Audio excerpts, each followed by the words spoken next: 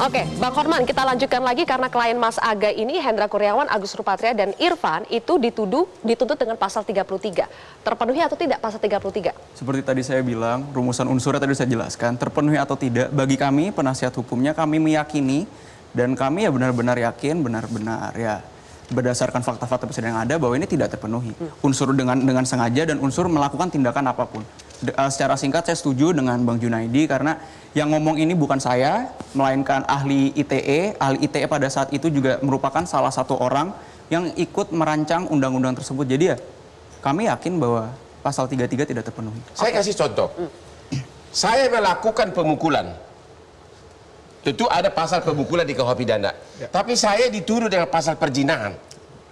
Itu contohnya. Obstruction of justice pasal 221 KUH pidana. Tapi yang dituduhkan pasal lain. Pasal 32 sama 30 Undang-Undang itu tindak pidana tersendiri pengrusakan. Apakah Anda setuju bahwa dua putusan itu salah total? Tuntutan salah, putusan salah karena obstruction of justice tidak diatur dalam Undang-Undang ITE pasal 33 dan 32. Setuju atau tidak? Saya nggak mau ngomentarin putusan hakim, jadi kalau setuju atau harus tidak. komentarin dong, kalau gitu coba langsung di awal dulu. Sebagai dokter hukum harus berani. Nanti penjelasannya nanti.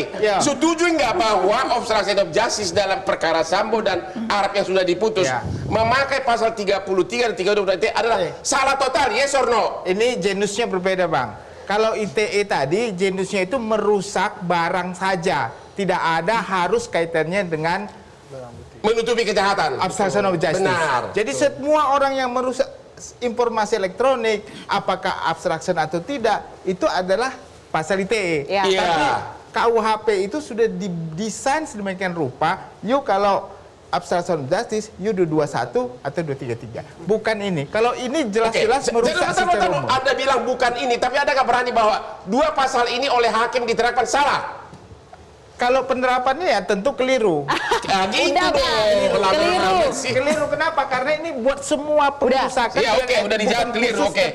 Keliru sudah perkara sama, dua putusan berbeda, pasalnya pun keliru. Intinya harusnya OOJ saja ya, pasal 221. Harusnya OOJ 221. Oke, tapi ada juga yang keliru yang lain kalau menurut Pak Ugroseno. Nah, oke, Pak Ugroseno silakan. Pak Ugroseno dari awal mengatakan ini seharusnya berhenti di etik saja, tidak Dia perlu. bilang nggak ada pasal apapun. Tidak ada pasal apapun. Kenapa tuh Pak Ugroseno? Ya, jadi begini.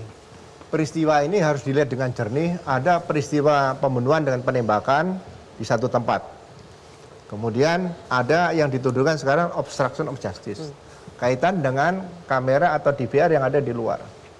Bukan di lokasi tempat penembakan. Di lokasi di dalam ya. Nah, saya melihat di sini tadi saya sependapat bahwa obstruction of justice itu apa? Kita baca 1 ayat 2 yang dikatakan setelah dilakukannya kejahatan itu di buku di KUHP, di buku kedua dibunyikan. Jadi bukan setelah kejahatan kemudian polisi nangani kena obstruction of justice, bukan. Setelah dilakukan kejahatan, kemudian dia melakukan menghilangkan senjata, menghilangkan darah, sehingga aparat kesulitan dalam membuktikan, itu jungto obstruction of justice pasal 221. Tapi kalau sekarang Hendra Kurniawan datang ke TKP, dipanggil perintah Sambo, amankan kamera, Hendra bilang, jangan saya Pak, itu ada si yang lain yang nangani, ada si siapa, Ari Cahya atau siapa. Udah, dia hanya perintahkan, Agus perintahkan amankan kamera dan serahkan secara prosedur pada penyidik. Di mana obstruction of justice? Maksudnya tidak terkait langsung dengan pembunuhan itu? Nggak terkait gitu loh. Sehingga mereka lakukan ini sekarang pembunuhan terbukti. Apa yang dirusak di sini? Nggak ada. Apalagi kalau 233 itu lebih parah lagi. Kalau sudah ditangani tadi saya pendapat, kemudian dirusak, itu kena 233 setelah kejadian. Tapi ini peristiwa ini pasal 221 KUHP, baca berulang-ulang nanti atasnya setelah dilakukan kejahatan, nah dia melakukan tadi perbuatan tadi lah. Ini kejahatan terhadap penguasa umum ini harus dijelaskan bahwa pelakunya adalah pelaku pidana tadi, kemudian melakukan tindakan-tindakan yang kira-kira mempersulit penyidikan. Jadi saya dari awal sudah menolak kalau aparat kepolisian selalu dikatakan dengan obstruction of justice karena menangani TKP, lama-lama polisi akan habis di pasal obstruction of justice. Makanya jiwa saya sebagai seorang bayangkara, ini pasal ini harus dihilangkan dari tindakan-tindakan, cukup dengan kode etik yang diterapkan pada mereka. Itu terserah kepolisian. Kalau kode etik itu nanti bisa diperbaiki kepada lembaga pendidikan, disampaikan kepada para siswa yang seperti ini jangan terulang itu. Masa malahan ini sampai harus dihilangkan OOJ? Saya kira jangan dihilangkan karena bukan hanya polisi aja pelakunya, Pak. Selain polisi juga banyak pelaku yang berusaha untuk menghilangkan itu. Jadi Anda, tetap coba. harus ada. Kasus ini jadi menarik, Bang. Yang pertama adalah kemarin saya sudah sampaikan bahwa kesalahan prosedur bukan berarti tidak bisa dipidana. Di dalam KUHP itu ada pidana-pidana yang kemudian mempidana polisi ya, kita kalau ngomong polisi ya. Kesalahan prosedur 429, 430 penggeledahan, penyitaan di luar kewenangan bisa dipidana. 421, 422 penyiksaan ya, pengambilan keterangan. Kalau orang di kakinya ditaruh di bawah meja itu kan kesalahan prosedur.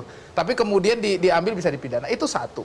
Yang kedua adalah 221. Tadi saya sepakat dengan Abang. Kalau misalnya logika 3233 itu mau ditekankan dengan obstruction, maka dia harus digabungkan dengan 221. Nah, logikanya hakim ini kan jadi dua. Iya. Kalau memang mau obstruction of justice jadi tempel 221, kecuali pidananya memang nggak cuma obstruction of justice, kita ngomong perusakan juga, ya kenakan lain selain 33 dan 32. Nah, yang kedua adalah kalau mau masuk 32 dan perusakan, sebenarnya yang menarik begini, di 221 itu nggak harus perusakan, menyembunyikan informasi juga masuk.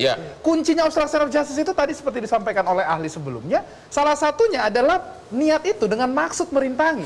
Jadi harus ada maksud merintangi. Nah, kalau kita lihat pertimbangan hakim tadi, ketika hakim ada yang menarik. Hakim bilang begini kepada terdakwa. Saudara terdakwa ini sudah tahu sebenarnya karena ada timbul keraguan setelah menonton. Sambo mengatakan, "Pak, saya datang Yosua sudah meninggal." Ya. Mereka nyampaikan. Lalu kemudian ada dua perintah yang kemudian hakim mengatakan bahwa ada waktu yang cukup. Terdakwa mempertimbangkan mengikuti perintah itu atau tidak. Logikanya itu mau diambil apa, Bang? Ini polisi biasa menyidik, lalu kemudian ada perintah menghilangkan sesuatu yang sangat berhubungan dengan tindak pidana kejahatan, tapi ada rentang waktu yang cukup harusnya dia mempertimbangkan tidak dilakukan. Malah menuruti. Malah menuruti satu. Ini hakim ya, kita ngomongin hakim ya, Bang. Saya satu soal dulu. ya. Bentar. Kita ngomongin hakim dulu. Nah, target yang mau diambil hakim apa kalau mau melihat itu? Hakim mau bilang bahwa ada kesengajaan, makanya hakim menempelkan pasal 32 kesengajaan merusak. Dengan dia mengetahui itu sudah ada keraguan yang muncul, tapi ada di balik perintah tadi, perintah untuk kemudian ini perintah atasan, saya nggak bisa melawan dan lain-lain. Saya rasa itu poinnya. Jadi tetap ada berpendapat, setuju nggak dengan beliau?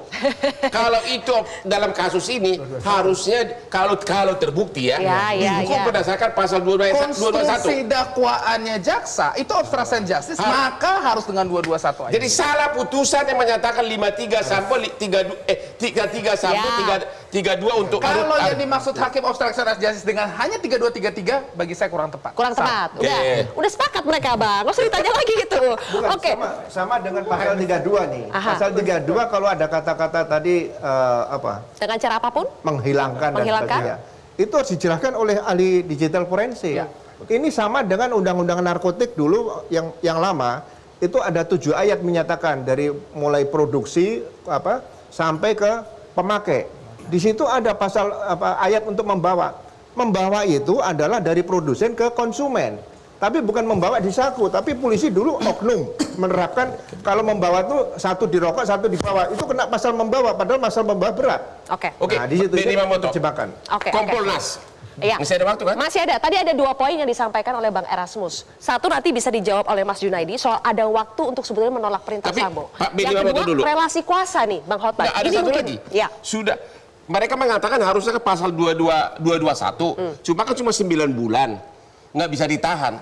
Apakah Anda tidak melihat ini sengaja diterapkan pasal 33 dan 32 karena ancaman hukuman 10 tahun? Pertanyaannya masih sama nih. Agar bisa ditahan. Ya, tentunya kita marilah melihat bagaimana perjalanan kasus ini. Ya. Ada peristiwa pembunuhan, penembakan. Pelakunya, otaknya, itu kemudian merancang bagaimana menutup kasus ini. Maka mulailah masing-masing diberi peran. Olah TKP direkayasa, kelongsong peluru ditambah, kemudian seolah-olah PC dilecehkan di kamarnya dia, dikasih bajunya dia dan sebagainya. Ini masing-masing punya peran. Nah, tentunya dalam proses penyidikan oleh tim sus, setelah rekayasa ini mulai dibongkar oleh Eliezer, tim sus mulai meneliti satu-satu, cek TKP ulang, mulai ditemukan kejanggalan dan sebagainya. Oleh sebab itu dalam kaitan ini memang penyidik ketika menangani akan melihat yang diperintah ini siapa. Dia punya kompetensi, punya pengalaman penyidikan dan sebagainya, dan dia harusnya kritis. Ketika diperintah begini, dia harusnya berpikir, ada apa ini? Meskipun belum tahu cerita sesungguhnya. Oke. Nah inilah yang kemudian dalam proses penyidikan diterapkanlah pasal-pasal seperti yang ada di berkas. Nah ketika penyidik menerapkan ini dan mengirim ke jaksa, jaksa mengkoreksi, meneliti kembali, sampai ada kesepakatan, oke, dinilai lengkap, penerapan pasal tepat, P21, kemudian berkas dikirim ke kejaksaan. Nah tahapan inilah yang menurut saya dengan putusan, adanya putusan ini menjadi bahan kajian. Kami pun juga tentunya dari Kompolnas akan melakukan kajian tentang kasus ini karena kami melihat Ada kejanggalan Pak Beni?